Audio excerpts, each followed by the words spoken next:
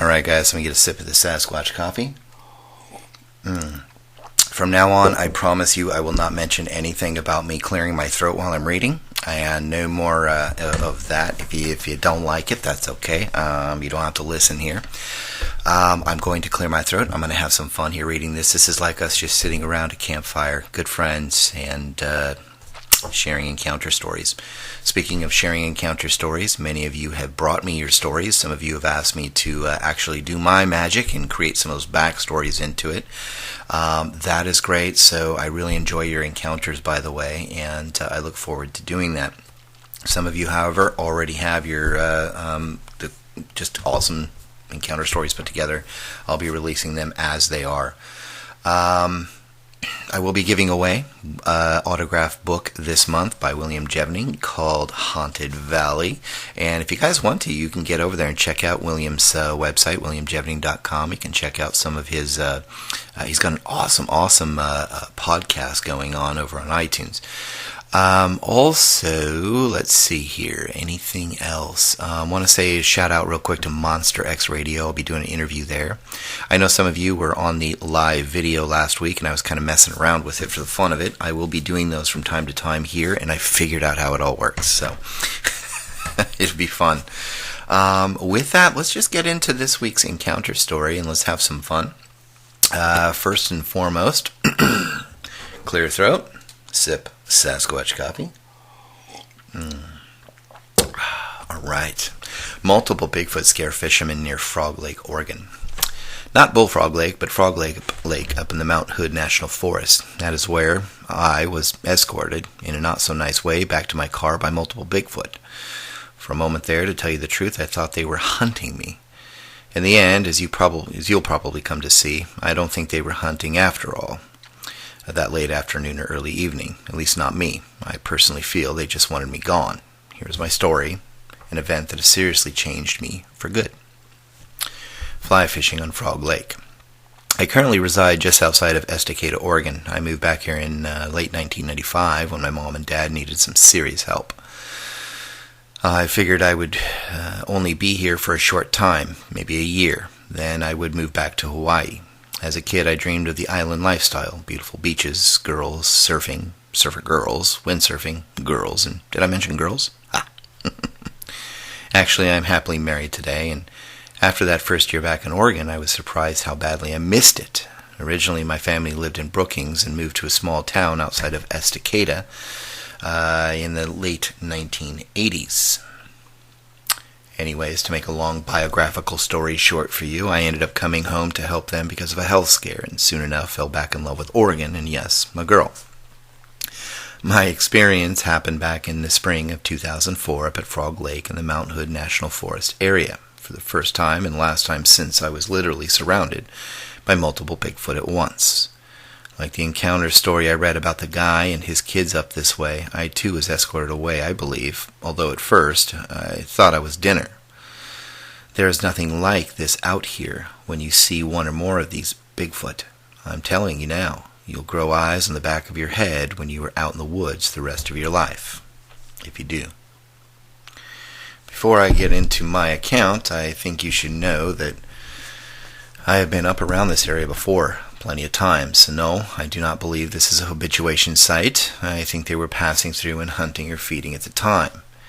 Here's what happened. Fly fishing and frogs. I have been interested at the time in fly fishing, and just so you know, if I would have known how many hunters and fishermen have come across Bigfoot in this area, well, I would have known to bring protection at least.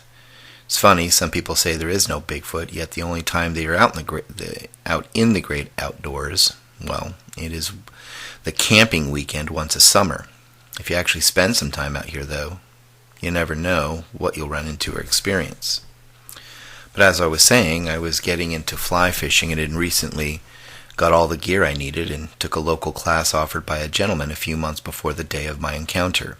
I would head to Frog Lake to practice that early spring day. I was not really into catching anything to eat, just catch and release is what I was wanting to do. In the end, I really just wanted to get the art of fly fishing mastered. Frog Lake is a small lake and full of frogs. Well, to tell you the truth, it has probably as many as any other lake around this neck of the woods. However, there is something special about this oversized pond called a lake to me. It is just beautiful here. Plus, I needed to learn to fly fish in the end. I wanted to start up an outdoor guide business within a few years from that point. Anyways, I headed up in the afternoon after working around my parents' place and doing some work at their business. My parents were local business owners and very successful. I know that better fishing is always early morning or early evening, but like I said, I ended up getting there around 2 p.m., give or take a few that day. There's a little clearing where some trees had been cut down, and only stumps and some low brush remain where I love to fish the most. Not to mention, this time I could get out in the water with my new waders.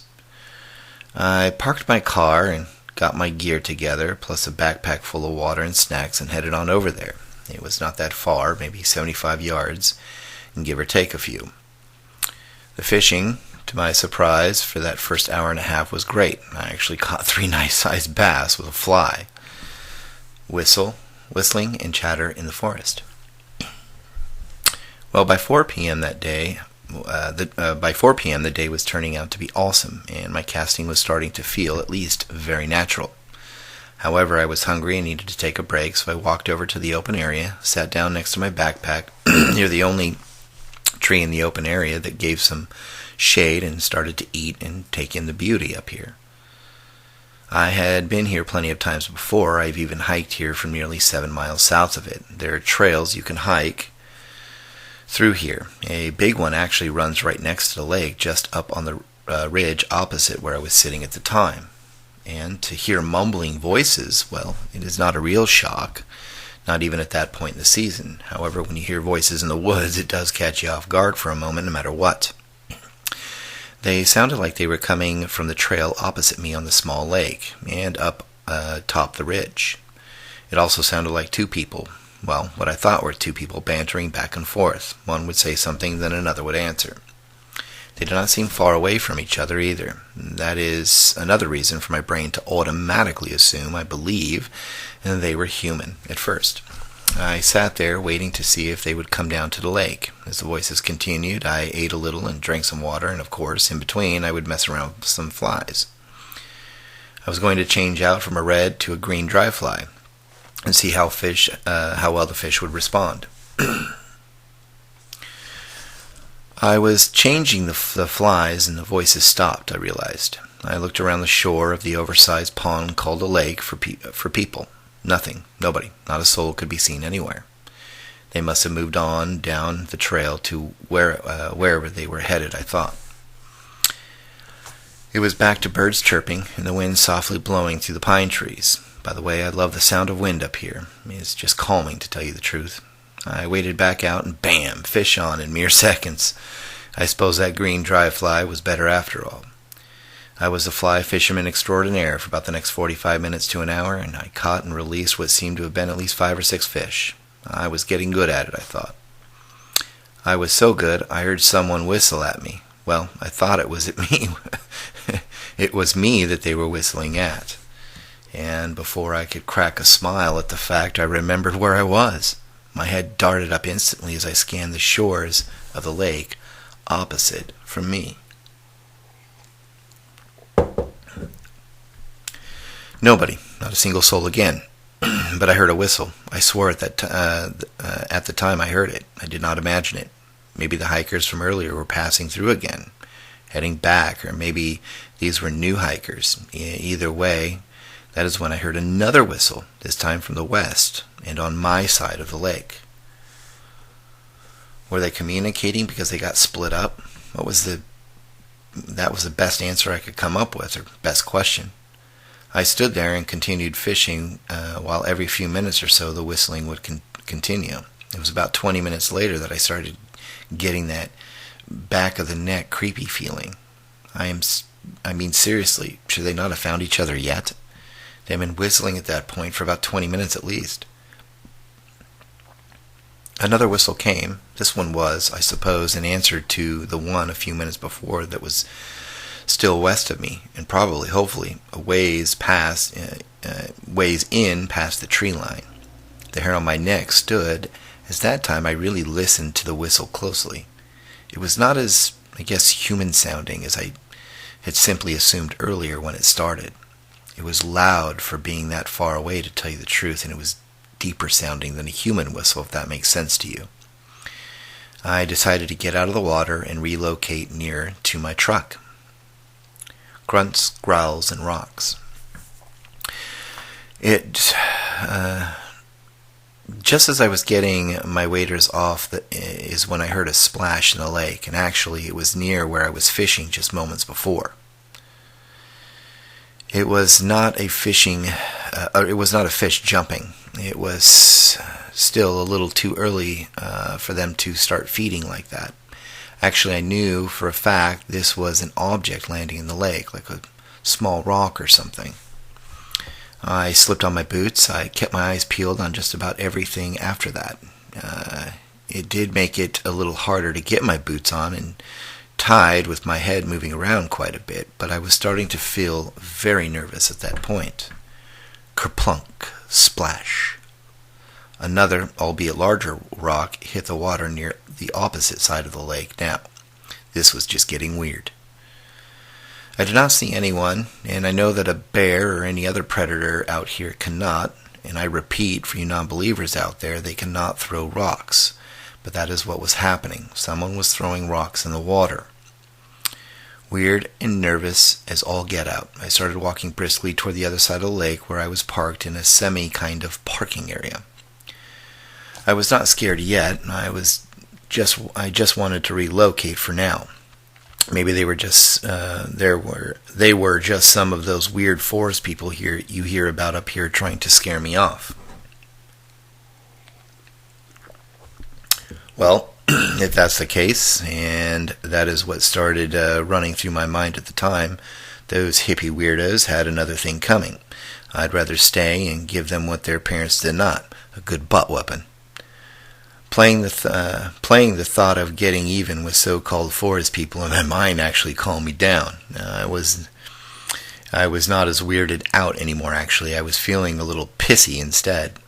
But I decided I would grab my bear spray from the tackle box and clip it to my pants. After all, I do remember I kept it in the truck. I put my waders away and figured on just doing some fly fishing off a log that was running out into the lake. If I slipped off, well, it was only knee-deep at best. I could live with that. So I walked back to the lake. From there I could see my truck about 35 yards away, and that was the smartest thing I did all day, stay close to the truck from that moment on. I started fishing again. It was nearing dusk, so seeing across the lake was not impossible, but any distance into the tree line around me was impossible, period. I also noticed that the whistles were starting up again, but they were some distance away, so maybe, just maybe, whoever they were leaving. That was not to be, and nor were they people, as in human beings. Arg! A really weird but deep guttural grunt came from the south, basically to the left inside the tree line. That was not human. Once again, like the whistle, it just sounded different. The thought that these were weird forest folks faded away, and quickly. I have heard bear grunts and huffs. This was not that either. This was like something as deep and scary as something from a movie. I mean, I could almost feel the grunt. It kind of vibrated in a way.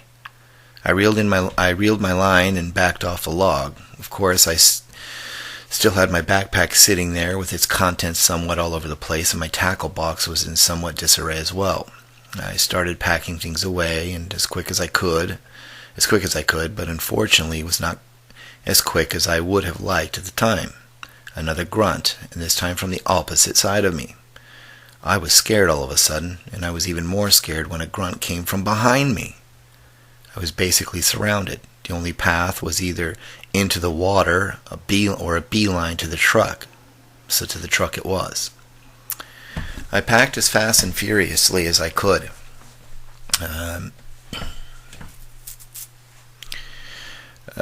I could, and I did not go as fast as I wanted to. And just for safety reasons, I took the bear spray and sprayed a bit into the wind. The idea was to let whatever they were, or at least one of them, know that there was some nastiness that could come from me. I wanted to build up some fear of me in it or them. Wishful thinking, I suppose, but I've heard of people doing that and it working on bears. Another grunt from the right came as I finished packing and started walking back to my truck. I got only a few yards when I was struck by a stick from the woods. Literally, I was hit by a stick. It did not really hurt. It was more like a really long, thick twig, but it hit me nonetheless and scared the poop out of me. I started to walk faster, then it came, a wild shriek and scream that I hoped to never hear again. It was so loud, so scary, so monstrous that I fell to one knee for a moment.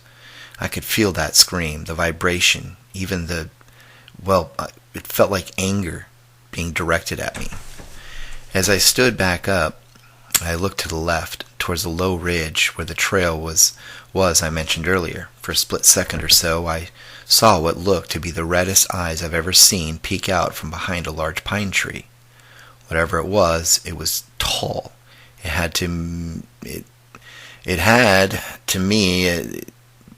looked to me to be at least 3 heads taller, and I'm 6'1". I could also make out the right side of the upper torso, and that was massive too. As a matter of fact, when it moved back behind the tree, I could still make out it was there.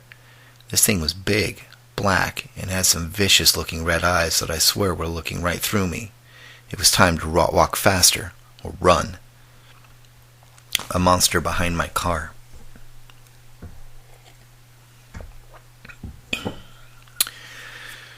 I could hear them on both sides crashing about through the undergrowth as they basically paralleled me inside the tree line, almost all the way back to the car. It was getting darker now. I could barely see the edge of the tree line anyway. I could tell from the sound that they, in fact, were bipedal at least. I could hear footfall, like you and I would make.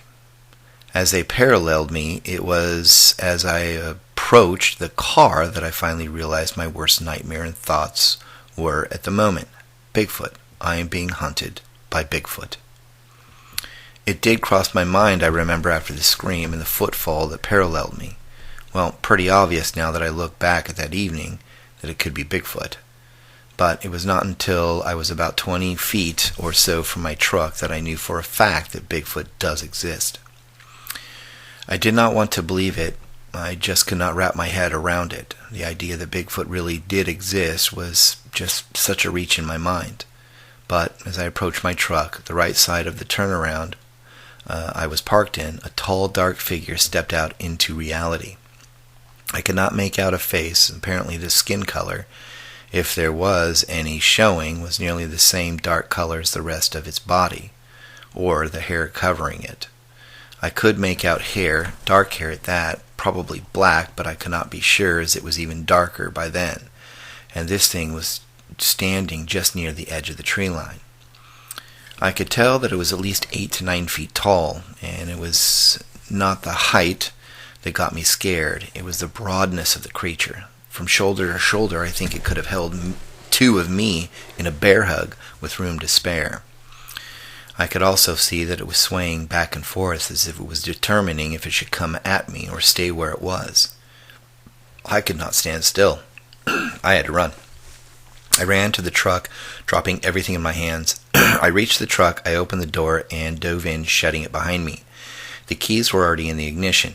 I started it and threw that thing into reverse. As I backed up, I saw from the corner of my eye that large figure, this time, however, just a few feet away from my truck.